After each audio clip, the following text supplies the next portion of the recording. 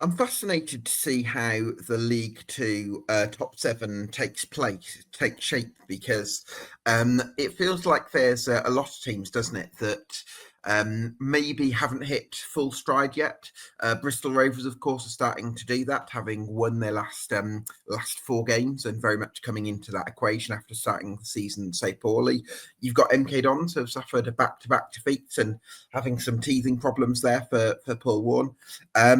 And you've also got sides like Fleetwood and Cambridge, who some people would have in their top 7 that aren't quite there at the moment.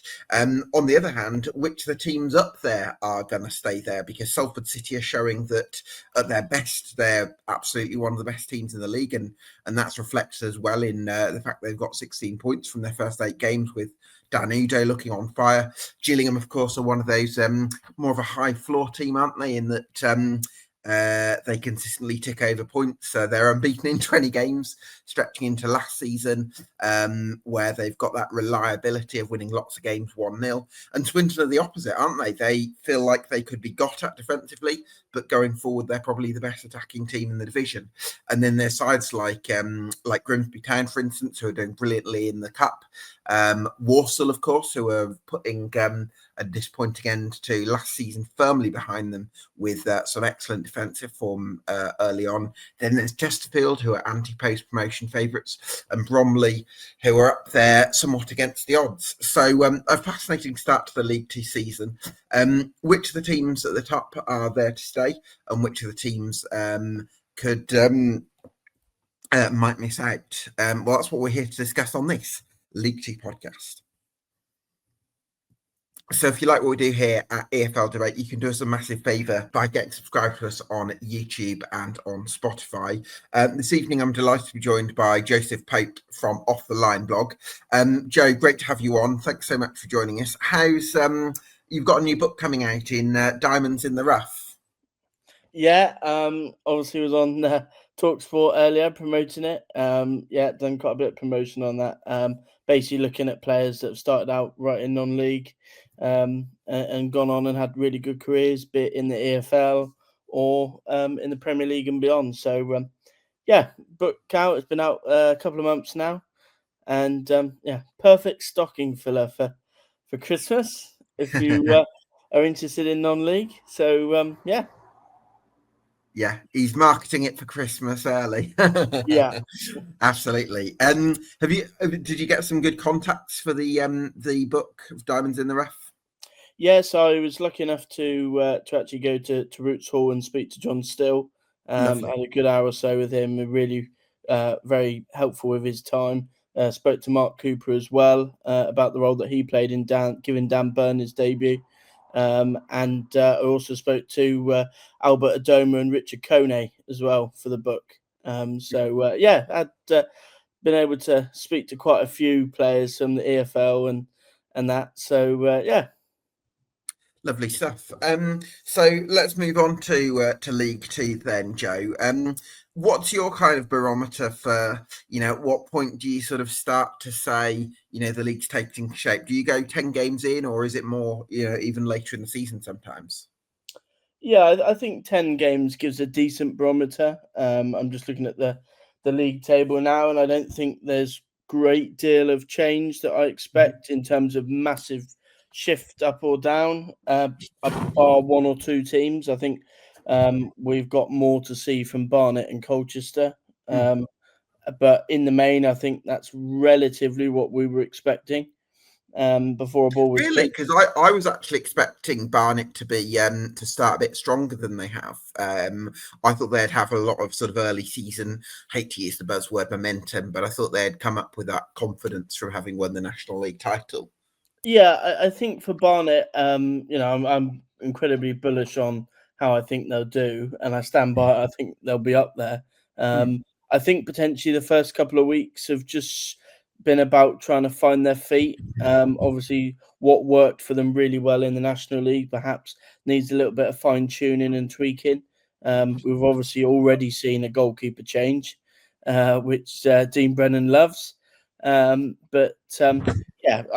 think come the end, I think Barnett will be up there. But I perhaps did expect them to start fairly, middling, because it's obviously about adapting to the level, because they've been out of the level for a fair while.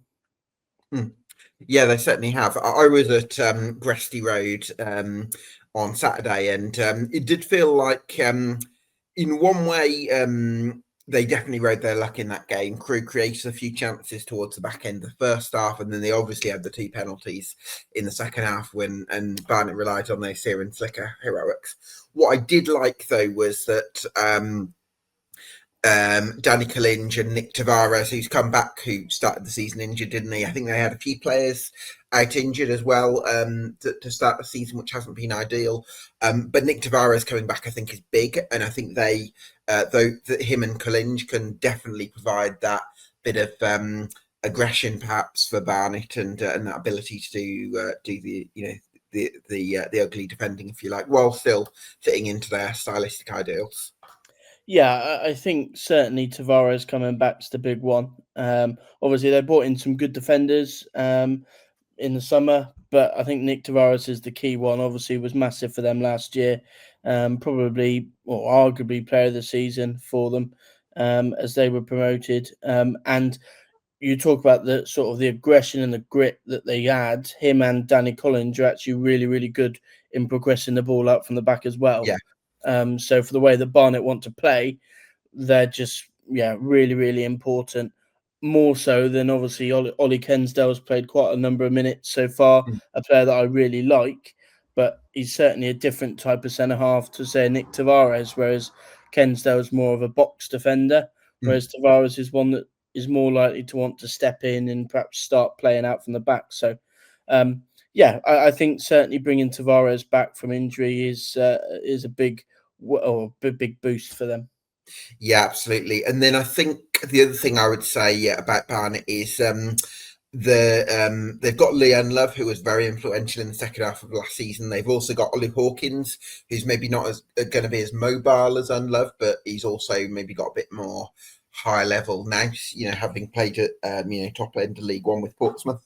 But I think definitely, I think sometimes we can make the mistake of thinking that if you're going long, you're sort of undermining your in possession game if you want to play it for the back. But actually, what I think it would do for Barnet is actually, if they can play over the press sometimes, it will actually make opponents more hesitant about going and closing them down, which then might inform their in possession game and allow Nick Tavares to progress the ball. Whereas if it's always playing out from the back, I think that's where things can get a bit difficult. So I think the variety is going to be the key for when it comes to Barnet. Yeah, I think it's about sort of splitting it into thirds. I think whereas last year Barnet were trying to play out from the back and perhaps take higher risk in their own third. Now they're perhaps taking sort of medium to low risk in their own third, but actually then going quite direct early and building from there, and then being quite high risk in the opposition third. And as you said, the fact that they are going long doesn't mean that they're certainly a direct team. I think there's benefits given how they are perhaps a very attacking team, that they go long into Hawkins or in Love and then build from there. So I certainly think it's about finding that balance, which they're certainly doing better in the last couple of weeks to the first couple of weeks of the season. Yeah, and then I would really like to see Ryan Glover play left wing back as well, because he played he's played in the 10, and I think he might have played on the right so far this season. But I love him when he's on the left, because I think he can be so dangerous in those positions. So that's one thing I'm really excited when Barnet have a few more options, especially in the number 10 areas. I think they've got Reece Brown to come back. I think that's going to make a big difference, because I think, as you'll have seen, having studied the National League last season, Ryan Glover, when he's in that attacking left wing back role, he can be so creative. Yeah, absolutely. I think he was brilliant last year. Obviously, having been in the sort of PFA free agents camp, and he, on his day, he's a fantastic wing back, and probably one of the better wing backs in the division. Very good one-on-one, very good ball carrier. Been used slightly more centrally in the last couple of weeks. I think down to necessity, given the bodies, but yeah, I think once we see him back to the more natural left side, I think we'll see Barnett's output in the final third improve. And actually, looking at the goal that he scored against Crewe, sort of that cutting from the left, is typical Ryan Glover. Yeah. So Yeah, trademark Ryan Glover that goal, and hopefully we see a lot more of that this season because I've got a very good feeling about him, and I think he could be someone who grows as the season progresses. Let's look at the teams right at the top of League Two then, Joe. What are we making of Swindon so far? They're obviously a very attacking team, possibly one of the best teams to watch in League Two. Do you think that's going to translate into a promotion challenge this year? I certainly think they'll improve on last year. And I think certainly of the teams up there, they're probably one of my favourites in terms of to watch. As you mentioned, really good attacking football. And I think given that they signed well in the summer, I thought, in my preview, I thought that they'd signed pretty well, brought in a couple of players that I really liked.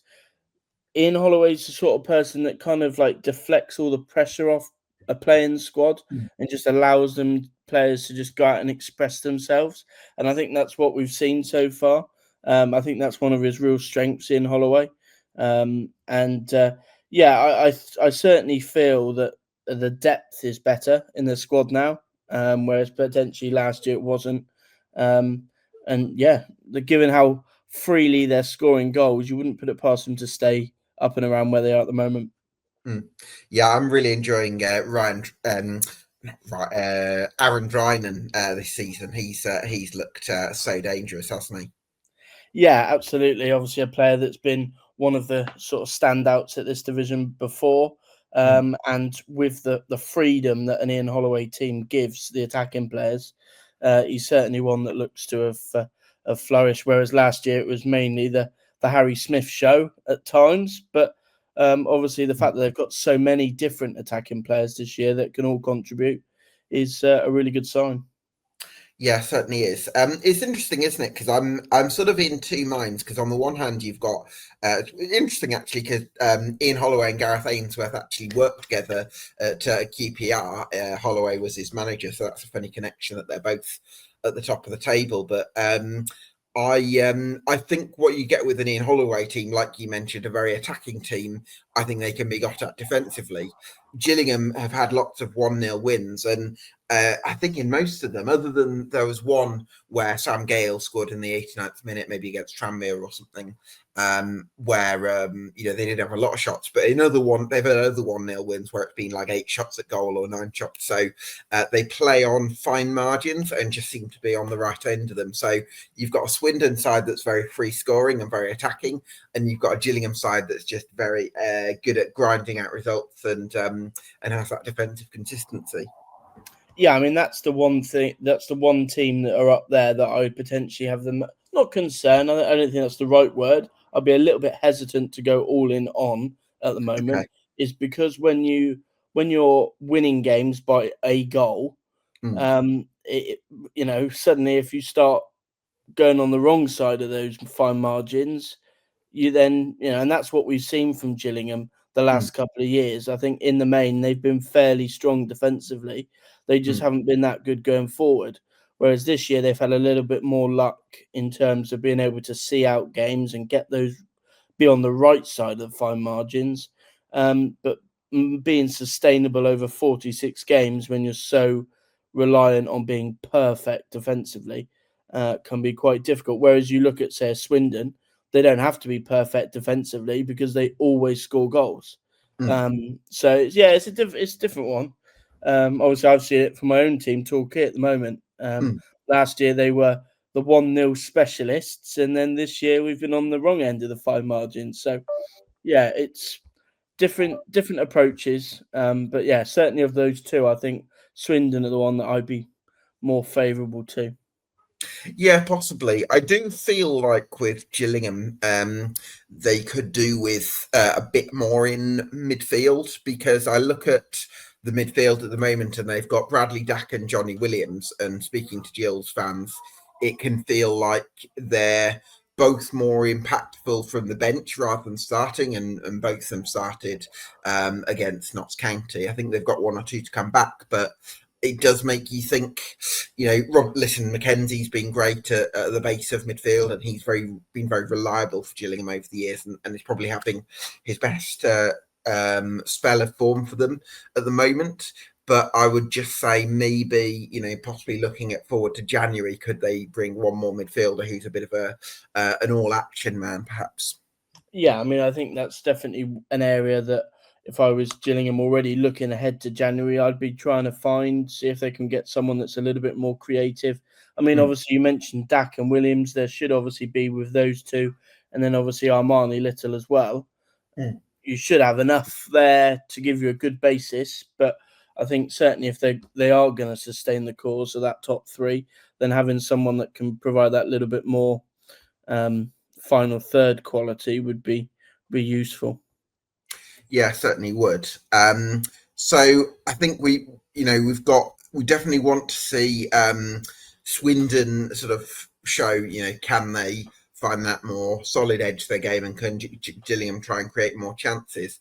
Salford are possibly closer to the Swindon side of the spectrum, I would say, Joe, in the sense that there is an inconsistency about Salford, and you don't quite know what you're going to get from them one week to the next. But at the moment, like for instance, failing to beat Cheltenham the other Friday was, the position that they're in was perhaps disappointing. They lost to Crewe on the opening day, but on the other hand, they've got Dan Udo, who looks in serious form at the moment, and they've got some great attacking players.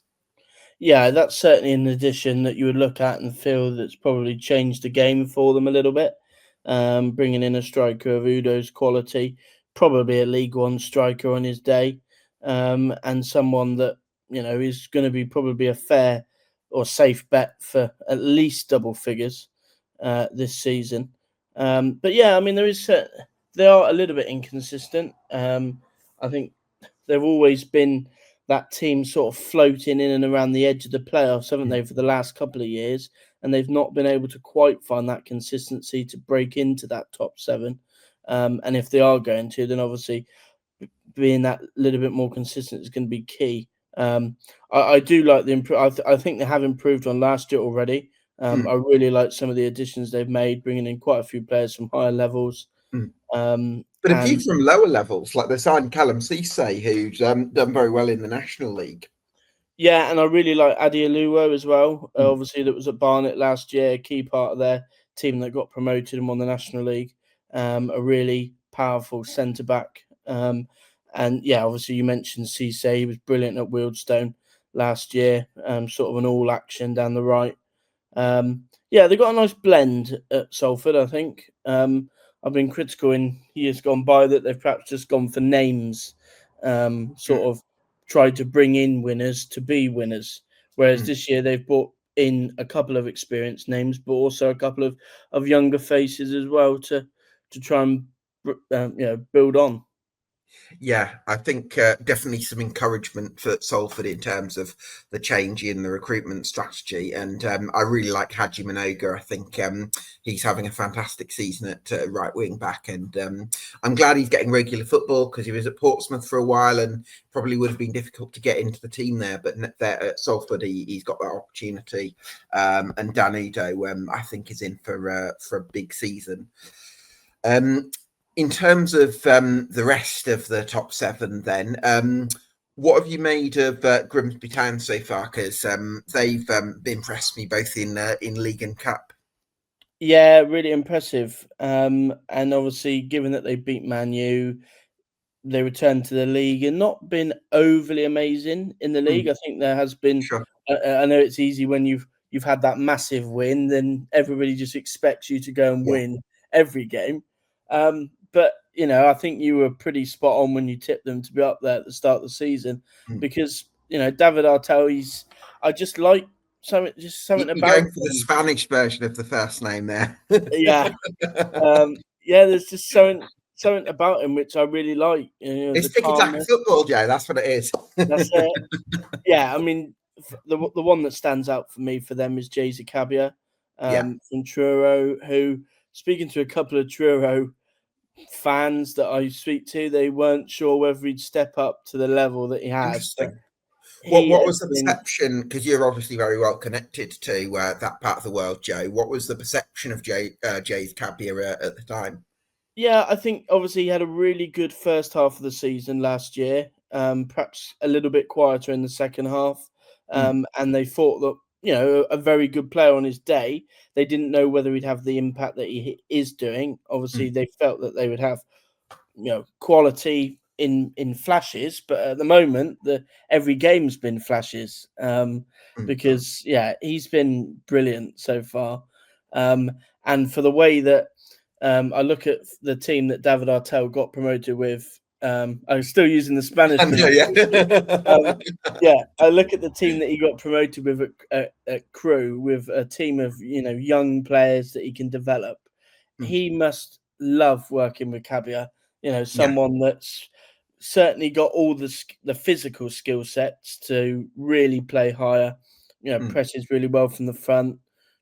Full of energy. And that's one area, funny enough, that listen or reading some of the opinions of the Grimsby fans going into the season, they felt that potentially they may struggle offensively, mm, and that they perhaps were lacking one or two players in the final third, but certainly they're not at the moment because Cabby has been brilliant. And mm, I see similarities between this Grimsby team to Crawley. There's a mix of sort of experienced players, but mm. on the whole, it's sort of young players that are really, being developed over time by Artel. So, yeah, I've been really impressed by them so far.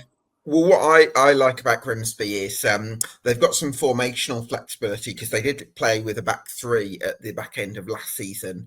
I think Jaden Sweeney's replaced Denver Hume pretty well, and I think he can do that left back in possession, but sometimes, if they need him to fly forward and almost be a left wing back, he can do. And then Harvey Rogers, being a centre half by trade, as a right back, can kind of tuck into the back three.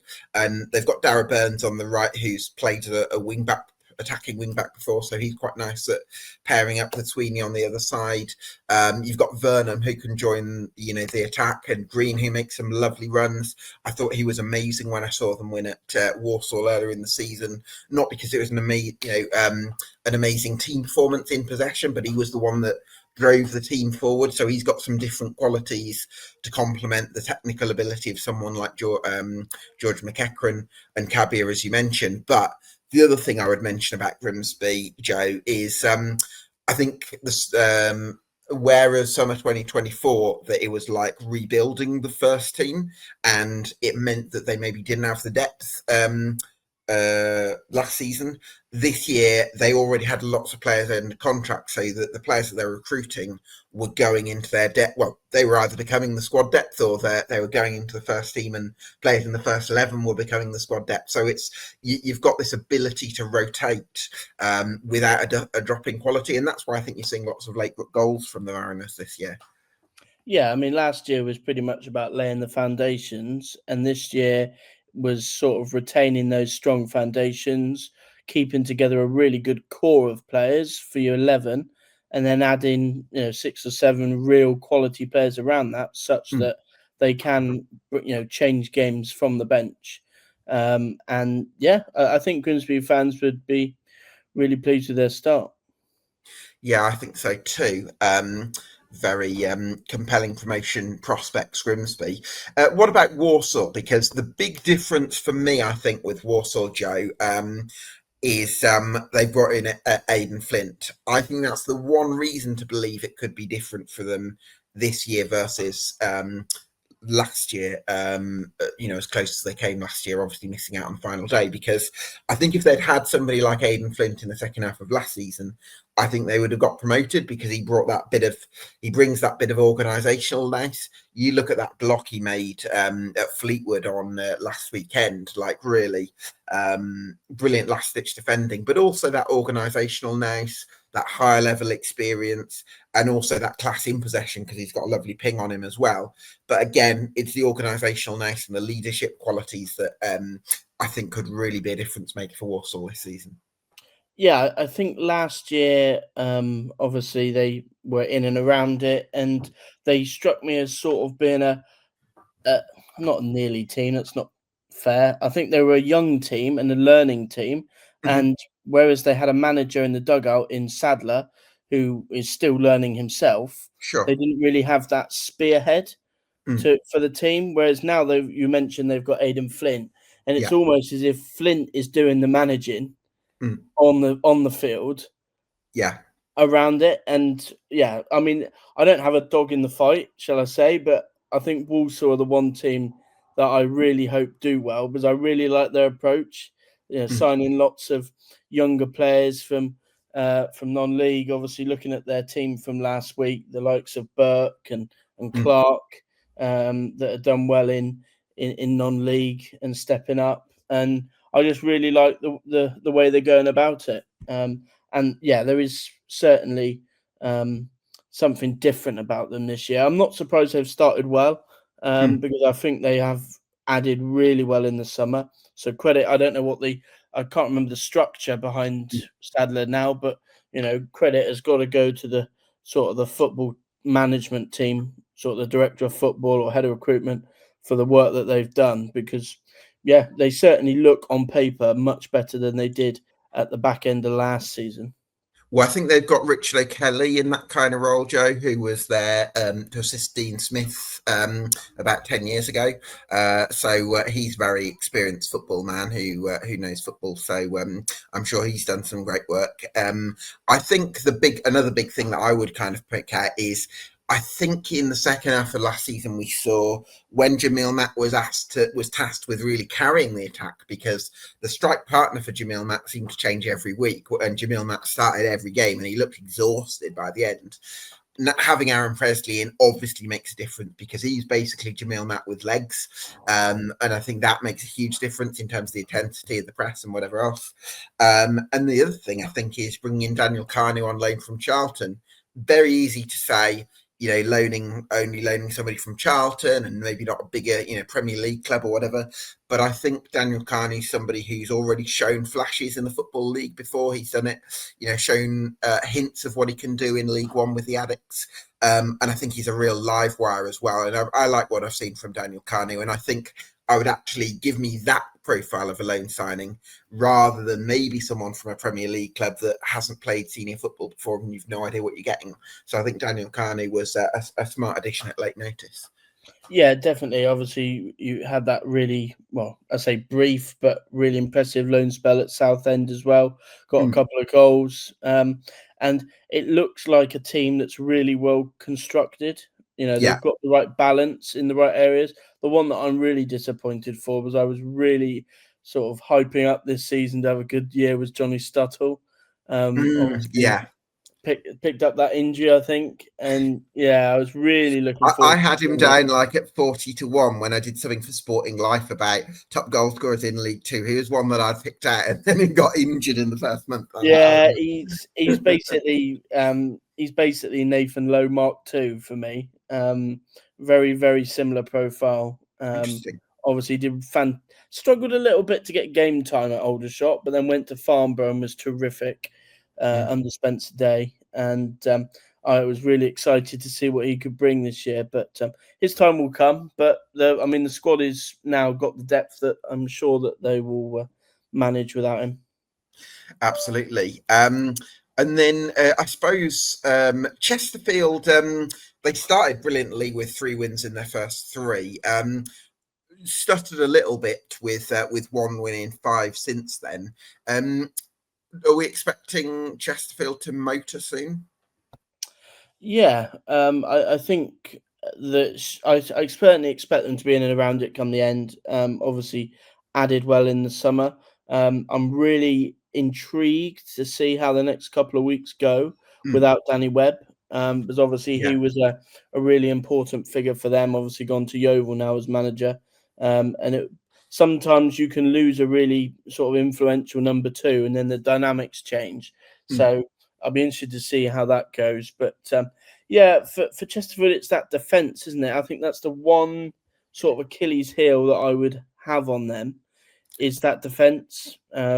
Do you know what? I mean, I've spoken to 1 or 2 people in the game who have said that. I mean, I saw them away at Cheltenham on the second week of the season, and I thought Kyle McFadzean was an absolute Rolls Royce in terms of his reading of the game was so good. He always seemed to have time and always seemed to be in the right place.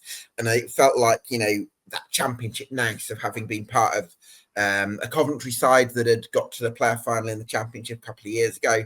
So I do think he's got that nous, but he needs the protection of quick players alongside him. But I see an understanding from what I've seen between Vontae Daly-Campbell, Che Dunkley, Carl McFadzean, and Lewis Gordon, especially with somebody like Naylor in front of them. I think what they probably need is Ryan Sturck alongside Tom Naylor, because he's someone who just covers so much ground and offers that protection.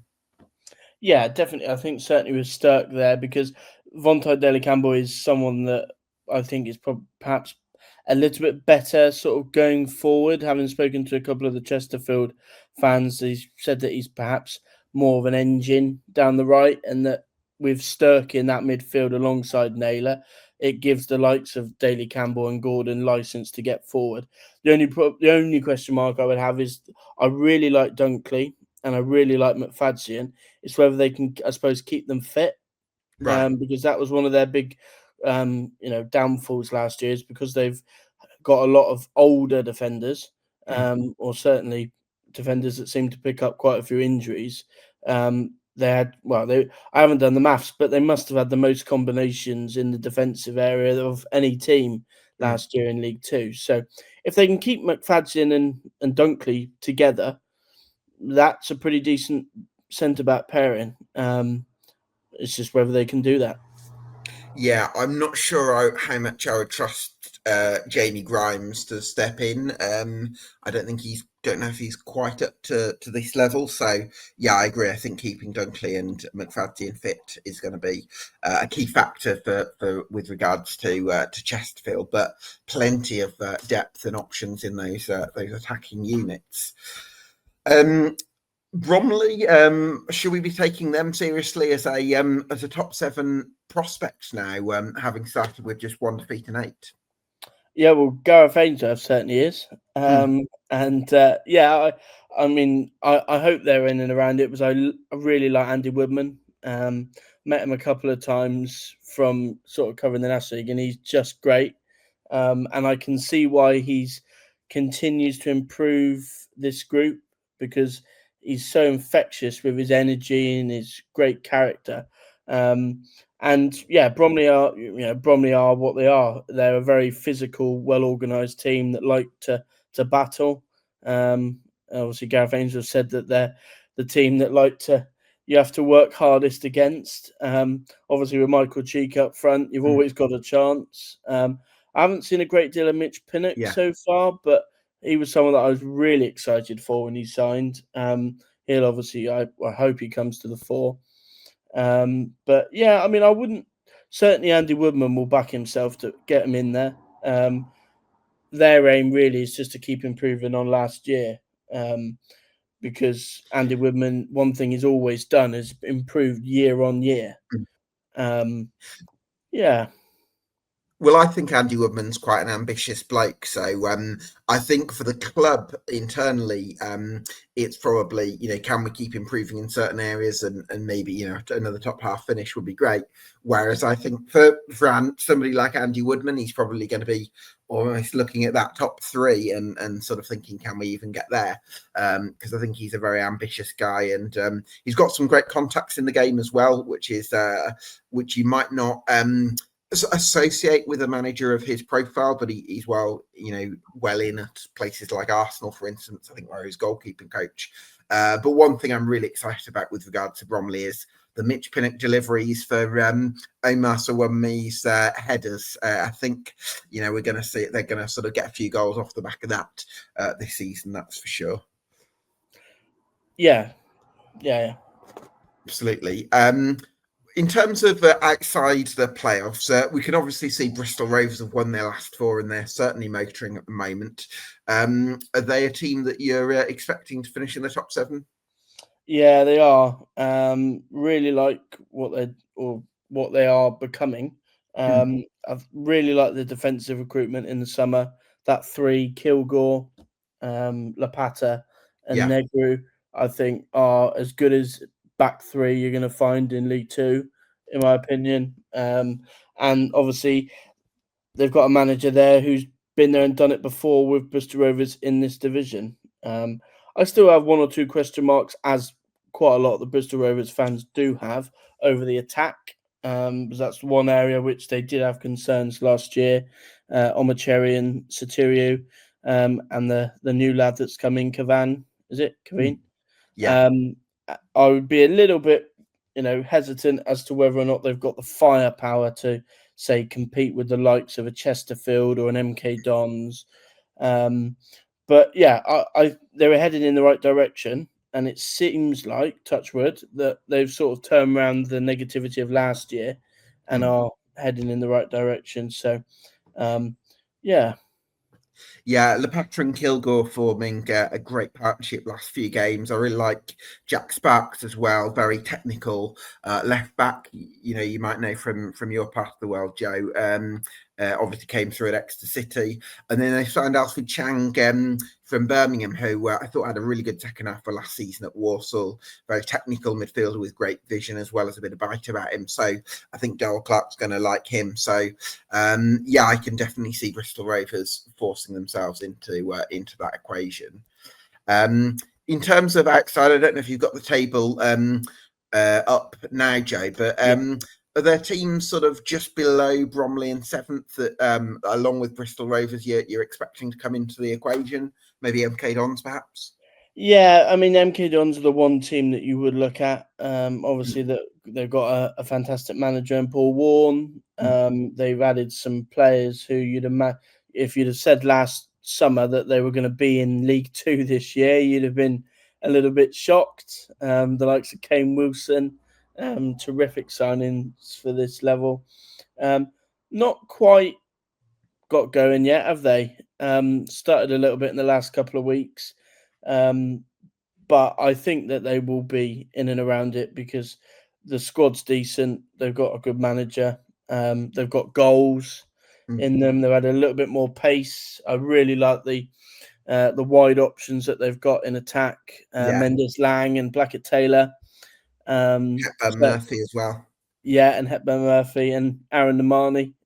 They'd certainly win a 100-meter race, I think, in League Two. But yeah, I think they'll be up there. It's always the way with MK Dons. When they're in League Two, they will always be one of the favourites to win it. So there's always that little bit of pressure on them to go and do that. And obviously bringing in a manager that has won promotions and players that have done likewise with Warne. There is that added pressure, but I think over a 46-game season, they'll certainly be in that mix for the top 7. Yeah, I would imagine so. Fleetwood Town, then, Joe. I think when the opposition make the first mistake, they can be really ruthless because they're a very well organised team. They don't give much away in terms of general play. For most of the time, they limit their opponents to clear-cut chances. So I've seen them twice this season, and as I mentioned, they were very efficient at Barnett on the opening day because Barnett made the first mistake, and that kind of gave way to their game plan. And then I saw them at Notts County, and when they make their first mistake, because their style of play isn't always conducive to creating tons of chances when you've got Sean Rooney and Zach Medley as your wing backs. They had other options, but for instance, in that situation, those were the wing backs. They're not going to create a lot, and therefore, if you're the ones that make the first mistake, all of a sudden the game plan can be a bit more limited. So I'm curious to see whether Fleetwood can keep it tight enough that they grind out enough 1-0 wins and show that efficiency, and that side of their game comes to the fore, or whether they maybe need to find other layers of creativity to their game.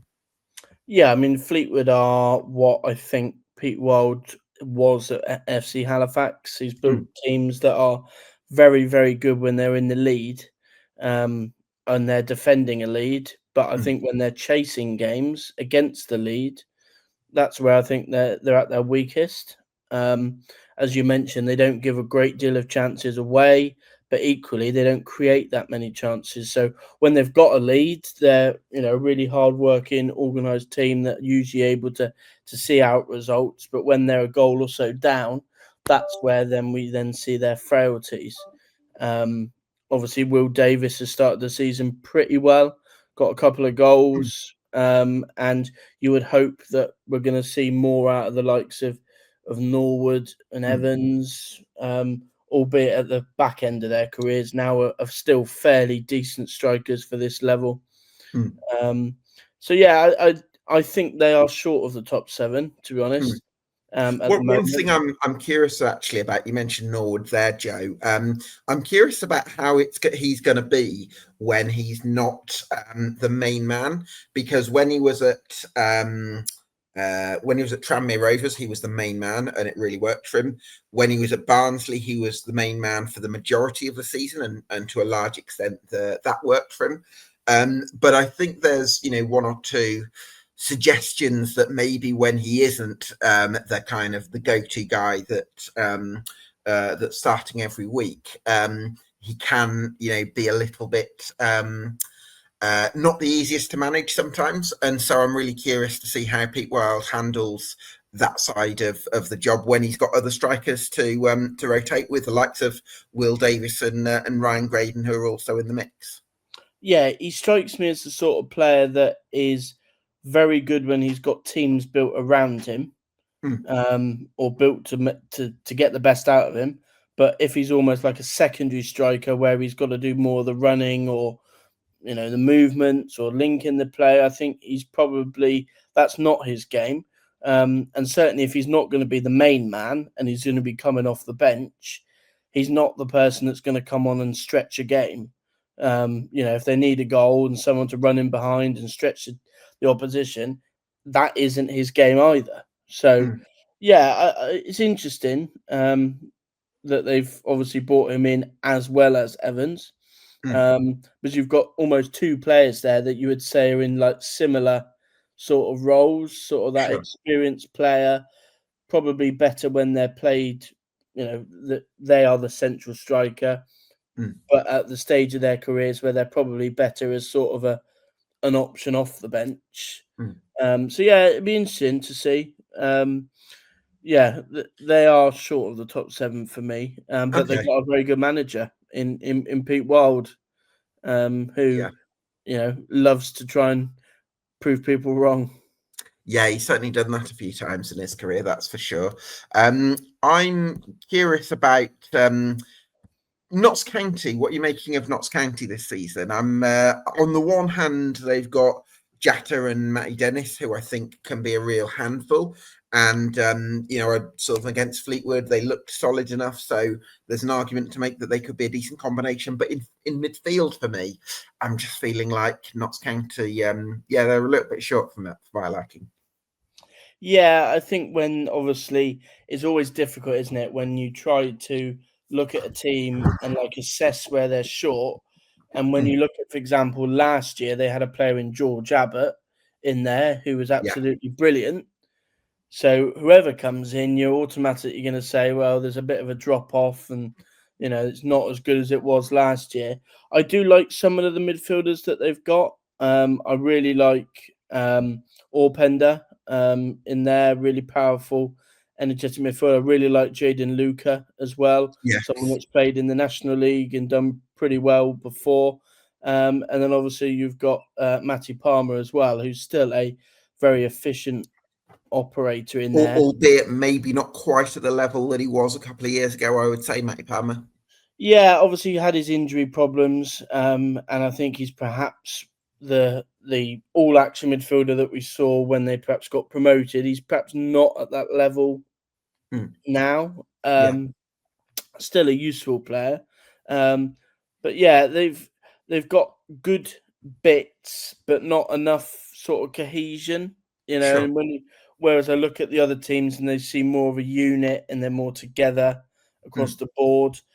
I look at Notts County's team and they've got a couple of really good individual players, the likes of Jatta and Jones, but as a collective, I think they're probably lacking a little bit. Obviously, I'm fascinated. I was reading earlier. I'm fascinated to see how the potential, Martin Patterson is there. Obviously, not done, that great a job so far. Obviously, he's not the most popular figure, should we say, maybe so far. And obviously, if Michael Duff's just got the job at Wycombe, he won't be the number 2. Yeah, it's interesting to see how it was. I actually really like Stuart Maynard. I know that's going to be very controversial amongst Notts County fans, because I really like Stuart Maynard. I do too.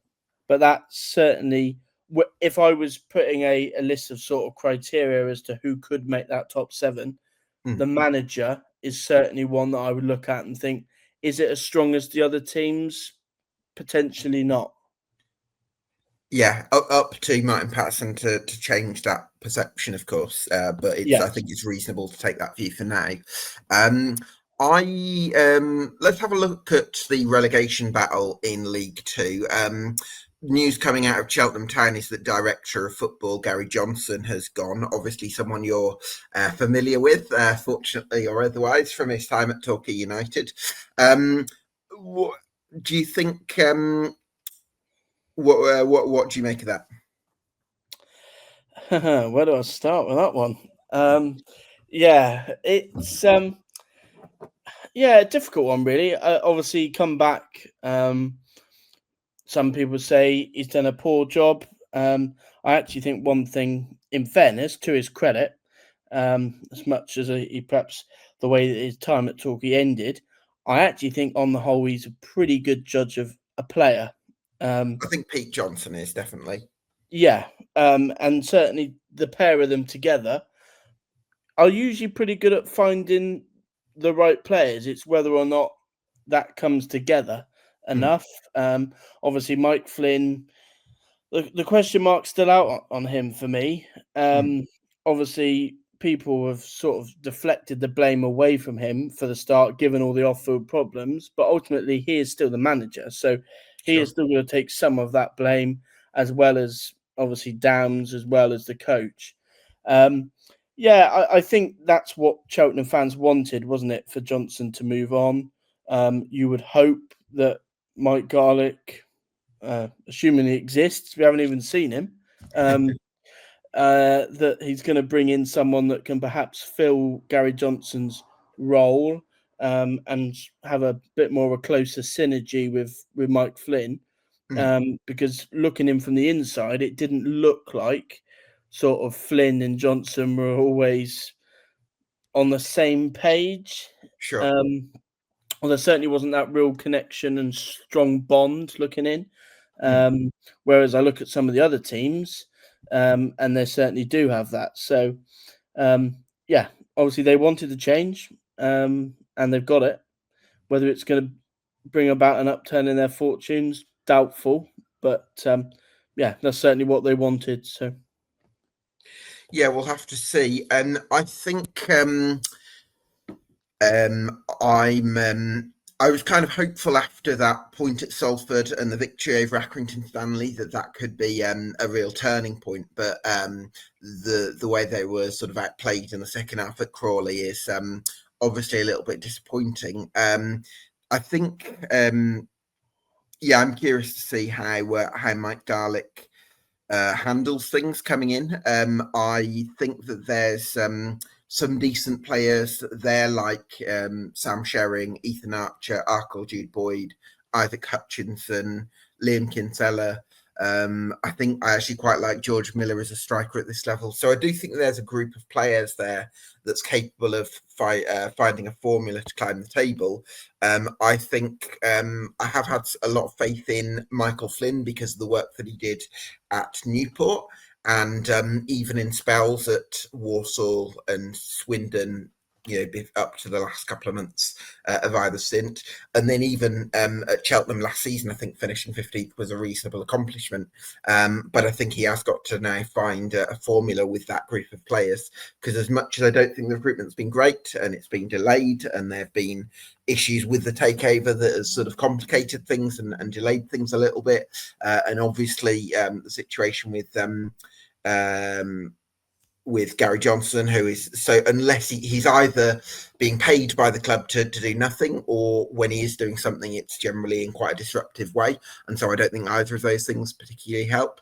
So he's definitely had challenges to navigate, but I think it's really important that they get a victory against Oldham and can put some form together. I think that's extremely important for Michael Flynn and for Cheltenham Town because they've got to preserve their Football League status.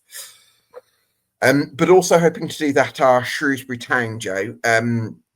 What have you made of their poor start after a 3-1 loss to Salford at the weekend? Yeah, I certainly think, well, quite a few people backed Shrewsbury to be down there. Obviously, you were one, Gab. I I was was another. Not the top 20 as well. 22nd, I think they said, yeah. Yeah. The squad just seems very bitty to me. That I've used that phrase a number of times already, and it just doesn't seem to have the depth across the board. When I look at the teams down the bottom end of the league, there are the likes of Shrewsbury, Newport, Cheltenham. I would say there's probably a nucleus of say 4 or 5 players that you think, yeah, they're really good League Two players. Outside of that, struggling really. And obviously Michael Appleton's gone in there. I'm very surprised he's gone down the route he has, to be honest, because I was expecting him to try and build this really young, energetic team of, Premier League loanees and Championship loanees that he's done really well at Oxford and Lincoln. Yeah. But he's gone down a very different route to that. Yeah, it's just not been good, has it? And obviously, Michael Appleton himself is not the sort of manager that's going to suddenly galvanise that fan base to overachieve where they should be. Yeah, I've said from the beginning, I don't think it's a great fit to that appointment, and I've not seen anything just yet that's going to change my mind on it. But I'm curious to see how Elliot Harrison gets on, the goalkeeper they've got on loan from Manchester United. He clearly has some talent. Might take him a while to adjust to senior football. But I think Michael Appleton's realised quite quickly that he can't play out for the back with Sam Stubbs, Tom Anderson and Will Boyle because they're not really built to do that. And he has shown some pragmatism in getting results like the victory at Barnett, where they didn't have much possession. They've learned from other teams. So there's a little bit of hope, but it's obviously not been great. So a lot of work there, I think, at Shrewsbury. Which teams? Sorry, go on. I really like Callum Stewart as well. Obviously, very much a bias toward. Is it Leamington? Leamington, right. I hope he does well this season. I saw he's scored his first Football League goal a couple of weeks ago. And really hard-working lad, was at Coventry Sphinx before Leamington. So it's a real meteoric rise, really. We spoke earlier, didn't we, Joe, about whether the league's taken shape yet? And I feel like the current bottom 5 is probably going to be quite close to the bottom 5 at the end of the season. What do you think? Yeah, bit of egg on my face here because obviously I said that Barrow would have a pretty decent season. Yeah, I wasn't sure whether to go with the Andy Wing factor, but it's been a tough start to the season, hasn't it? I obviously did go for the Andy Wing factor. Obviously, at the moment he hasn't got that X factor. Struggle for them. Obviously, a lot of fans have said that the recruitment's been poor in the summer. And I actually alluded to that in my preview. I said that on paper, I don't think the squad was brilliant, but I was sort of backing Andy Wing to be the one to sort of overachieve with the group that he's got.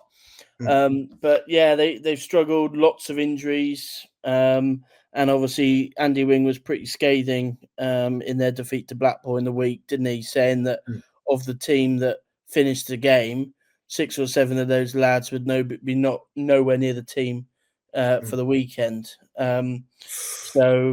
It's He's been difficult. quite strong in his words, hasn't he, Andy Wing? I think there was a game, was it Harrogate as well, where he was very firm in his words post-match. And in what there's part of me that actually really likes that, and maybe players at this level can deal with that. But also, there's another part of me that thinks if you're not keeping your powder dry at this stage of the season, it can then become difficult to manage things as you go later on. So it can be a double-edged sword, can't it, if you're very outspoken? Yeah, I mean, funny enough, one of the sort of strengths of Andy Wing has been how good a man manager he is and how good a sort of orator he is. He speaks really well. He's usually really jovial and real good team spirit. And I'm even though they have struggled so far, I imagine that they probably are a really, really good group and have got that good bond. But obviously, any team or any manager that struggles, they do get that bit of frustration. So obviously we've seen that from Andy Wing so far. Yeah, absolutely. I just wanted to also make the point, just to add to what you're saying, Joe. I'd also argue, maybe from the point of Barrow, and I think I would extend this to Newport as well. Barrow's fixtures so far have been a nightmare. So if you look back at the defeats they've had, they've come away at Chesterfield, who are the promotion favourites, at home to MK Dons, who are another promotion favourite, away at Harrogate. Okay, that's going to be tough. Home to Fleetwood, who are hoping to be in the playoff mix, Swindon, who are up there, and Bristol Rovers, who have won their last four and probably the form team in the league. So what I'm wondering is if, when Barrow's fixtures start to become a little bit more favourable, if, for example, coming up, they've got Crewe at home, Crawley away, Shrewsbury at home, and then Oldham away, and then they've got also got Barnett at home at the end of October. Newport coming up in November as well, so the fixtures maybe get a little bit easier. I'm just wondering, can they capitalise on that, because it feels like they've had a pretty tough start from a fixtures perspective. Yeah, potentially, and I think when they get a little bit more luck, maybe in the injury sort of department, because they have been pretty stretched of late. Ultimately, I think once they find the right balance, they'll be sort of. I think they're going to be probably a mid-table team. And as you mentioned, they've had such a tough start. It's catch-22, isn't it? Because Barrow fans would say, well, those teams that we're playing against, yes, they're good on paper, but if we are going to be up there, those are the teams we should be beating. I think that with a couple of easier games, get a couple of wins under their belt, potentially, and I certainly don't think they'll go down. It's that midfield dynamic, Joe, that they're trying to replace as well, because they lost Dean Campbell, Kean Spence, and Robbie Gotts all in one go. And I actually didn't mind some of the midfielders that they brought in, but Scott Smith's a real battler that they got from Wigan, but he's not known to be particularly technical. Jack Earing is quite technical, but he's had a long period in his career where he hasn't played, and it's very difficult to work out what kind of level he's going to be at.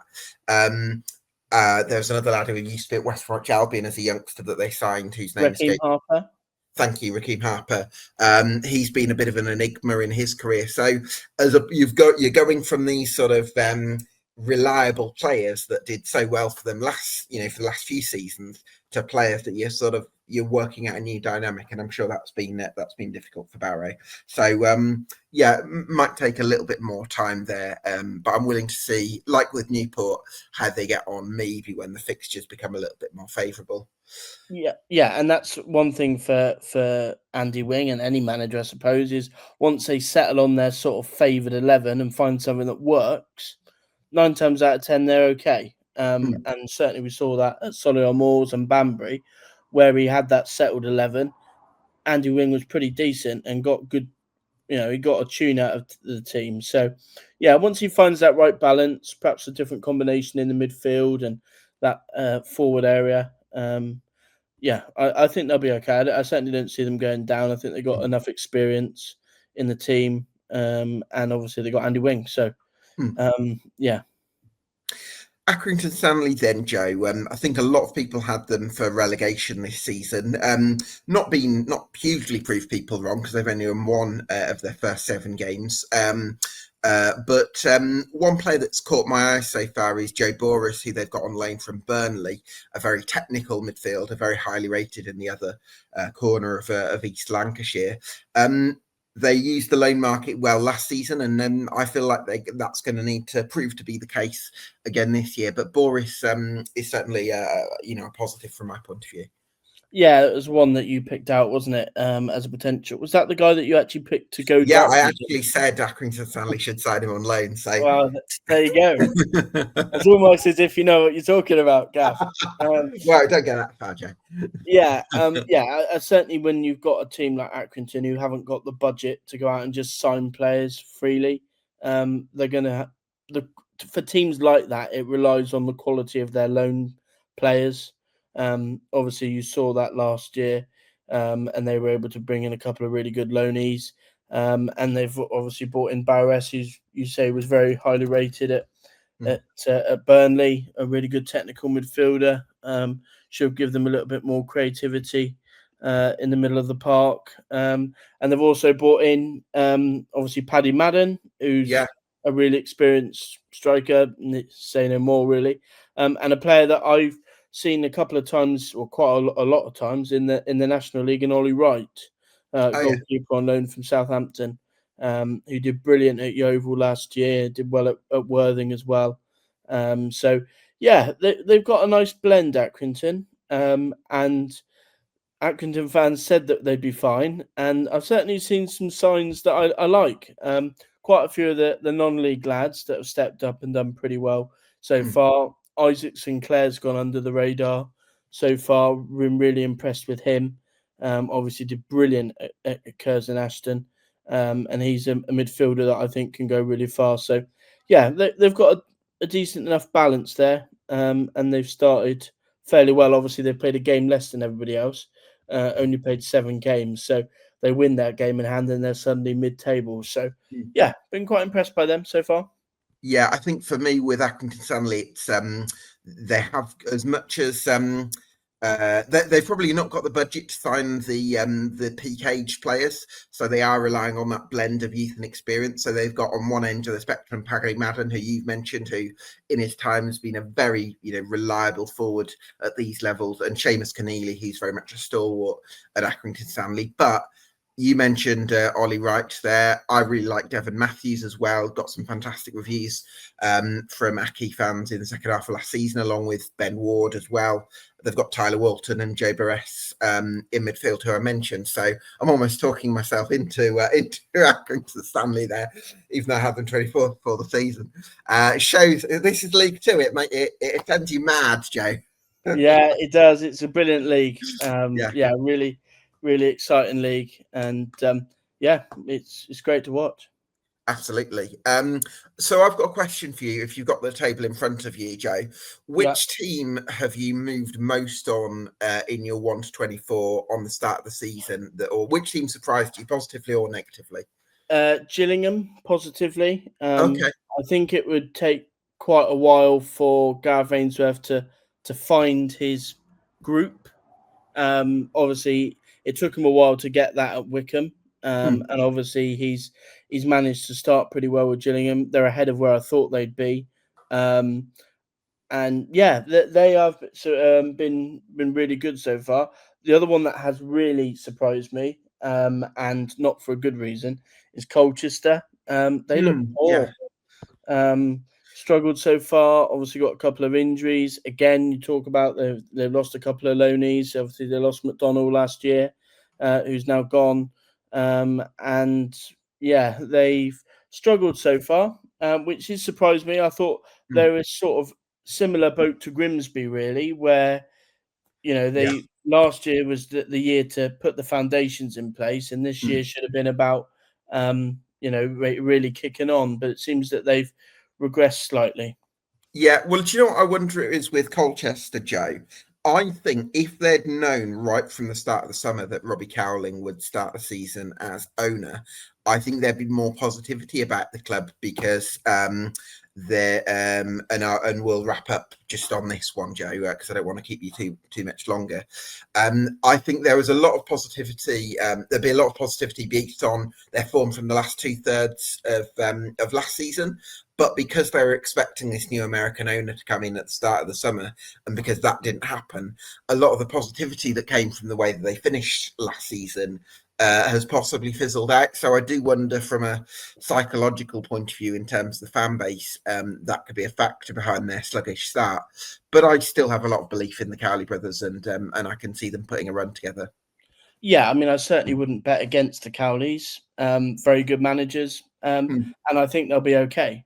Just from what we've seen so far, it's certainly going away to sort of Accrington and losing in the manner that they did, and playing quite poor. They have underwhelmed so far. But yeah, I mean, it's potentially one of those where sort of they're in limbo because they don't know, with potential owners coming in, and I think that's potentially why they haven't, or they weren't as effective in the market in the summer, is that Cowley perhaps didn't know how much money he had to spend, and that potentially the goalposts could have moved at some point. But yeah, they will be up there because it's Danny Cowley, and he's a brilliant manager, isn't he? So yeah. Yeah, well, we'll see. Hopefully, a run for Colchester put together. Joe, thanks so much for joining us. Best of luck with Diamonds in the Rough and the book. So I hope that goes really well for you, and I'd implore everyone to go out there and buy it as an early Christmas present, perhaps. Yeah. Yeah. Cheers, Gab. Yeah, no worries. Thanks everyone for watching. This has been the EFL Debate League 2 podcast, and we'll see you again next week.